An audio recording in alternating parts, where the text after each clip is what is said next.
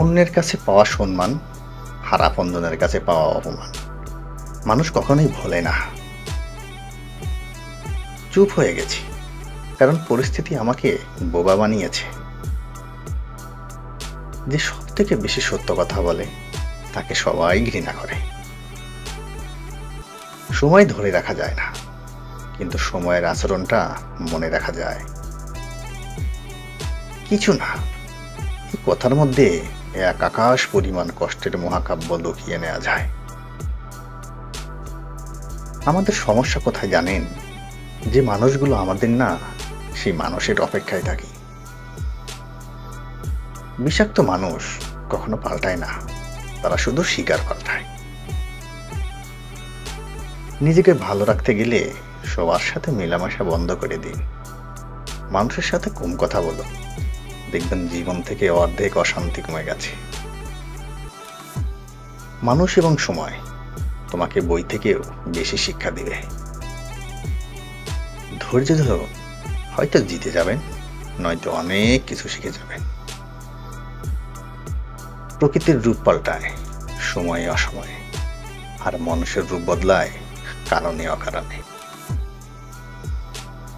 তুমি অনেক চেঞ্জ হয়ে গিয়েছ। হ্যাঁ, আমি চেঞ্জ হয়ে গিয়েছি। দেখি অবাক হওয়ার কিছু নেই। তোমার অবহেলায় আমাকে চেঞ্জ হতে বাধ্য করেছে।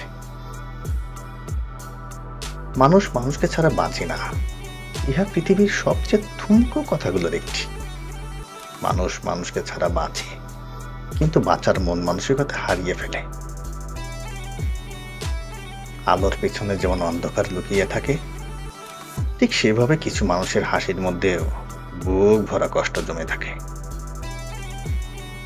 অতিরিক্ত ভালোবাসা একদিন অবহেলায় পরিণত হয়। যেদিন ভুলে যাব, সেদিন ফিরেও তাকাবো না।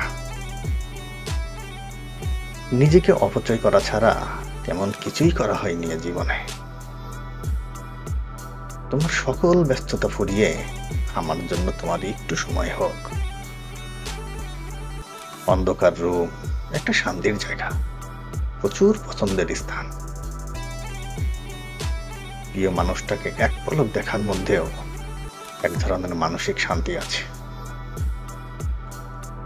ভাগ্যে না থাকলে সাধ্যের মধ্যে থাকা প্রিয় জিনিসও হারিয়ে যায়।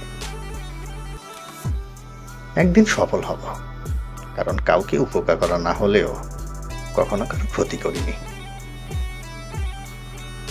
যদি সফল হতে চাও, তাহলে বাহিরে বের হও, ধাক্কা খাও, যাই হোক কিছু করো, কিন্তু ঘরে ফালতে বসে থেকে না।